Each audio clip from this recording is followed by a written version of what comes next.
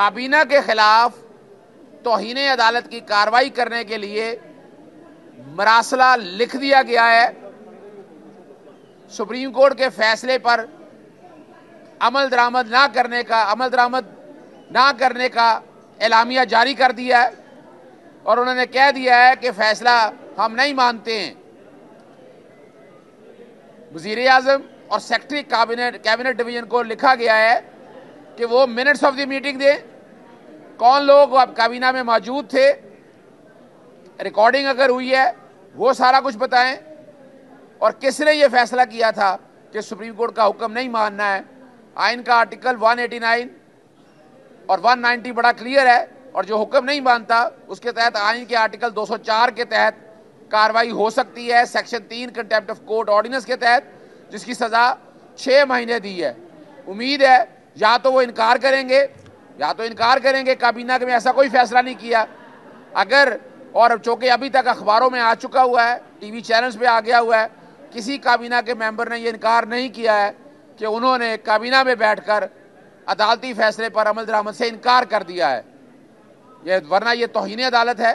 उम्मीद है कि इस पर वो वजाहत देंगे, वरना ये सारे सबूत हमें फराहम करें, हम फौरी तौर पर आला अदालतों में तौहीन अदालत की कार्रवाई के लिए रुजू कर रहे हैं। अस्सलामु अलैकुम। मोहम्मद अज़हर सिद्दीक अपने प्रोग्राम मैस व्यूज़ के साथ हाजिर खिदमत है। बहुत तेज़ी से चीज़ें आ रही हैं और एस जस्टिस जो बात हो रही थी कि जस्टिस अतहर मिनल्ला का इख्तलाफी नोट आएगा, वो भी आ गया, लेकिन बहुत सी चीज़ें उसमें ऐसी डिस्कस हुई हैं जो बड़ी हैरान कुन है। बहरहाल ये सारा जो कुछ हो रहा है आप देख रहे हैं। लाहौर हाई कोर्ट में बड़ा अहम था एक समात और वो उसका तफसीली फैसला जारी हो, तफसीली यानी डिटेल ऑर्डर अदालत ने जारी किया है, उस पर गुफ्तगू करेंगे हम। मिसिंग पर्सनस के हवाले से कुछ तफसीलात हैं वो हैं, लेकिन एक FIR होगी इमरान खान साहब के खिलाफ और वो छुट्टी वाले दिन, किस दिन? छुट्टी वाले दिन मैजिस्ट्रेट साहब अपने स्टाफ के साथ बैठे हुए थे और उन्होंने कोई बातें सुनी और पर्चा दे दिया। और 100 सेडिशन का जो है ना, बगावत का मामला, तो वो लाहौर हाई कोर्ट ने ख़त्म कर दिया है। लाहौर हाई कोर्ट ने ख़त्म कर दिया है। वो तो रहा नहीं तो मुकदमा कैसे दर्ज हो सकता है? मैं उन झंझों में नहीं पढ़ना चाहता। मैंने अपने ट्वीट में FIR का भी जिक्र किया हुआ है और मैंने उसके ऑपरेटिव पार्ट का भी जिक्र किया है। तो ये सेडिशन का मुकदमा तो दर्ज हो नहीं सकता था। शुरू में आपने जो प्रोग्राम के शुरू में नुक्ता नज़र मेरा इस हवाले से जजिस की कॉन्टेक्स्ट में वो आपने मेरा सुन लिया। जो मैंने शुरू में प्रोग्राम के शुरू में जो मीडिया टॉक की, वैसे बहुत से इश्यूज़ के ऊपर गुफ्तगू मैंने की है, लेकिन उसके ऊपर भी आपने बात जरा सुन ली है तो मैं वो दोहराना नहीं चाहूँगा। सबसे अहम इशू जो इस वक्त है वो लाहौर है, वो हम बात करेंगे जस्टिस अतहर मिनल्ला के डिटेल नोट की। लेकिन लाहौर हाई कोर्ट आटा की तकसीम के दौरान हलाकतों और तकसीम का तरीक़ाकार के ख़िलाफ़ दरख्वास्त का तहरीरी फैसला। ये मैंने दरख्वास्त जुडिशल एक्टिविज़म पैनल की तरफ से अदालत ने सब्सिडी की मद में बुनियादी अशिया ज़रूरत की तकसीम की मीडिया पर तशहीर रोकने का हुक्म दे दिया। तकसीम के अमल को किसी खबर, मीडिया और प्रेस पर जारी ना किया जाए।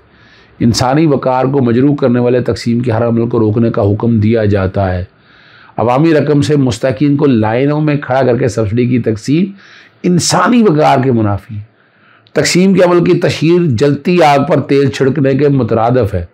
हुकूमती कारदगी के इस अंदाज से तशहीर बेईमानी और बददियानती है। अदालती फैसले में कुरानी आयत का हवाला भी बाकायदा दिया है। कुरान ज़ाती हसीयत से दी गई खैरात की तशहीर के अमल से भी रोकता है। आप यहाँ से अंदाज़ा लगा लें। कुरान पाक और बैन मुल्की आइन इंसानी तकद्दुस और तकरीम के तहफ़्फ़ुज़ की हदायत करता है, ख़ास तौर पर ऐसे मुस्तकीन को जो हुकूमत इमदाद वसूल करते हैं। 3 सफ़ावात पर मुश्तमिल ये फ़ैसला है।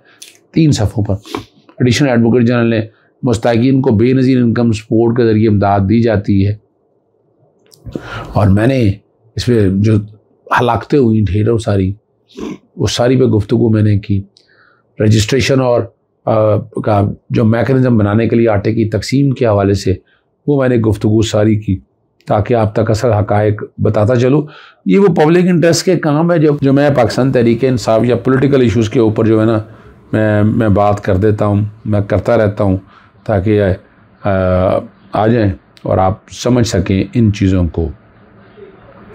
कईयों ने ट्वीट की, साकिब बशीर ने कहा आटा तकसीम का मतलब लुकमा रोटी अवाम को देना है। अब हुक्मरान ये लुकमा देने ऐसे तशहीर करते जैसे अवाम पर एहसान कर रहे हो, फिर आटा लेने मजबूर अवाम की तस्वीरें बनाकर उनकी तजलील की जाती है। लाहौर हाई कोर्ट ने ज़बरदस्त हुक्म दिया है और मैंने वो तफसीली जो है ना वो बात सारी सामने मैंने वो रख दी थी कि शुरू में जो मैंने वज़ीर आज़म और काबीना के ख़िलाफ़ तौहीन अदालत की कार्रवाई शुरू करने जा रहे हैं, वो एक मरासला है, मुकम्मल लिखा है और उसके ज़रिए मैंने पूरी इन्फॉर्मेशन मांगी है। वो शुरू में आपने डिटेल मेरी सारी सुन ली है कि उस मरासले के ज़रिए मैंने क्या कुछ मांगा है, वो सारी तफसीलात आप देख ली हैं। दूसरी जो ख़बर साथ साथ अशफाक ने अहम टास्क मिल गया, पटिशन सुप्रीम कोर्ट की बजाय लाहौर हाई कोर्ट में दायर होगी।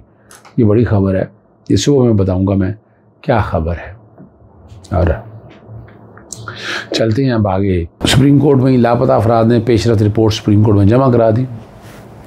मार्च के महीने में लापता अफराद के 141 मुकदमा दर्ज हुए, 59 निपटाए गए केसेस में से 52 लापता अफराद का सुराख लगा लिया गया।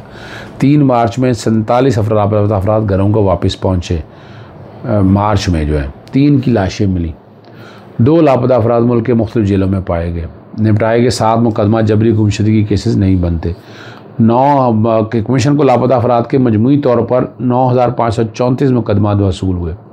31 मार्च तक लापता अफराद कमीशन ने 7,105 मुकदमात निपटाए और इस वक्त ज़ेर इल्तवा जो मुकदमे हैं वो 2,370 हैं। वो एक डिटेल सारी वो बैकग्राउंड पे छोटी सी चल रही है। पंजाब असम्बली और खैबर पख्तूनख्वा असम्बली इंतखाबात केस जस्टिस अतर मिल्ला ने तफसीली नोट जो है वो अपना जारी कर दिया। 25 सफ़ात पर मुश्तमिल है और दरख्वास्त को मुस्तरद करके तहरीरी फ़ैसला जारी किया। तहरीक इंसाफ की दरख्वास्त पर जिस अंदाज से कार्रवाई शुरू की गई उससे अदालत सियासी तनाज़ात का शिकार हो गई। ये अपना एक ओपिनियन है उनका। कार्रवाई शुरू करने से पॉलिटिकल स्टेक होल्डर को अदालत पर एतज़ार उठाने की दावत मिली। इससे पहले क्या होता रहता है, वोट ऑफ नो कॉन्फिडेंस के हवाले से अगर बात करें तो वो नहीं था, वो जो कुछ भी हुआ वो भी एक सियासी अमल था। तो ये तो आईनी अमल है एक। आप यकीनन जस्टिस मौलाना साहब का अपना एक ओपिनियन होगा, लेकिन हक़ाइक़ पे बात करनी चाहिए। इस किस्म के एतराज़ा से अवाम के अदालत पर एतमाद पर असर पड़ता है। और उन्होंने कहा जी कार्रवाई इस पर शुरू करना कबल अज़ वक्त था। इस पर मैंने ट्वीट किए हैं, मैं वो ट्वीट आपके सामने मैं पढ़ देता हूँ। और वो मैंने बाकायदा वो जिक्र किया है। मैंने कहा क्यों, इलेक्शन 90 दिन में होने, जस्टिस अतर मिल्ला ने लाहौर हाई कोर्ट के 10 फरवरी के हवाले का वो कैसे का हवाला दिया और ये भी जिक्र कि कोई हुक्म इम्तनाई नहीं था। और यूँ सदर पाकिस्तान ने 20 फरवरी को 10 अप्रैल का इलेक्शन कराने की तो भाई वो तो डेट दे दी थी। अगर यही बात है, अगर इसी बात को माना ले जाए तो 20 फरवरी वाले दिन सेक्शन 57 के तहत मेरी दरख्वास्त के ऊपर डेट दी गई थी। ठीक है जी। और अदालत पे एतराज़ात उठाने, बहुत सी बातें ये कही।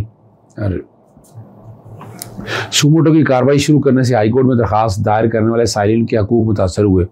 वो मेरी समझ से बाहर है। वो कैसे मुतासर हुए, कौन से, मिसाल के तौर पर कौन से मुतासरीन हैं जिनके हकूक़ मुतासर हुए?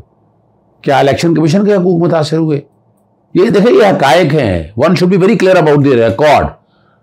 यानी यहाँ तो कोई सियासी जमात थी ही नहीं, यहाँ वफाकी हुकूमत थी, निगरान हुकूमत थी, गवर्नर था और इलेक्शन कमीशन था।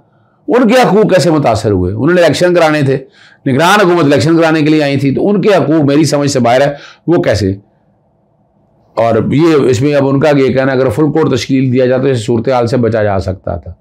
हर जज ने आइन के तहफ़्फ़ुज़ से महफूज बनाने का अलग उठाया हुआ है। 23 फरवरी को मैंने अपने नोट में फुल कोर्ट बनाने की तजवीज़ दी थी। अब ये नोट का जिक्र कर रहे हैं, ये फैसले का जिक्र नहीं कर रहे। अवाम के एतमाद को कायम रखने के लिए फुल कोर्ट तश्कील जाती है। मुल्क की मौजूदा सूरत हाल बहुत ज़्यादा आलूदा है। PTI की असम्बली से इस्तीफ़ों की वजह से सियासी बहरान में इजाफा हुआ और इंतखाबात अज़ खुद नोटिस 3-4 से मुस्तरद किया। अब ये बड़ी हैरान कुन बात है। 9 मेंबर बेंच, अभी बड़े सवाल उठ रहे हैं इस बात पर, और ये पब्लिक करना ज़रूरी था वैसे। 9 मेंबर बेंच, 2 ने ये कह दिया कि हमें एतराज़ है इस खुद पे, और जस्टिस एजाजुल हसन और जस्टिस सईद मज़ार अली अकबर नकवी ने कहा कि उसको नोटिस लेना बनता है, और PLD 2022 सुप्रीम कोर्ट 306 के तहत ये सारी बात की है। तो फिर तो कोई डाउट नहीं रह गया ना जी, फिर तो हर चीज वजाहत के साथ, हर चीज क्लैरिटी के साथ मौजूद है। उस वक्त बाकी 2 जजेस, यानी उससे 5 मेंबर बेंच बना जो जस्टिस चीफ जस्टिस उमर ताब बंदियाल ने ऐड किया, तो 2 जजेस जो जस्टिस सैयद मंसूर अली शाह और जस्टिस जमाल मंदोखिल ने तो फैसला ही कोई नहीं दिया। जिस वक्त ये नोट दिया बेंच से अलहदा हो गए, 1 मार्च तक तो जस्टिस अथर मिनरला, जस्टिस याया फरीदा इस बेंच का हिस्सा ही नहीं है। तो उस दिन जो तफसीलात लिखी हैं आपने, कैसे लिख दी है, पैरा नंबर 10 बैकग्राउंड पे चल रहा है, और मैंने वो जिक्र भी किया है उसका। वो हमारे दोस्त हैं हसनात साहब, एक्सप्रेस पे सहाफ़ी हैं, सीनियर सहाफ़ी हैं, और मैंने उसको यही लिखा, मैंने कहा उस दिन कैसे पता चल गया उनको, जस्टिस अतर मिनरला को, कि जस्टिस जमाल मंदोखिल और जस्टिस सईद मंसूर अली शाह, जस्टिस वो तो बाद में आया। ये 4-3 का झगड़ा इस नोट में कैसे लिख सकते? ये नोट तो पहले है, ये नोट तो रेक्टिफाई करना पड़ेगा सारे मामले को सामने रखते हुए। चलें, ये बात है। समाज से माजरत की ना बेंच से अलग होने की वजह थी। हाईकोर्ट और सुप्रीम कोर्ट जजेस ने आइन के तहत एक जैसा तहफ़्फ़ुज़ उठाया हुआ है।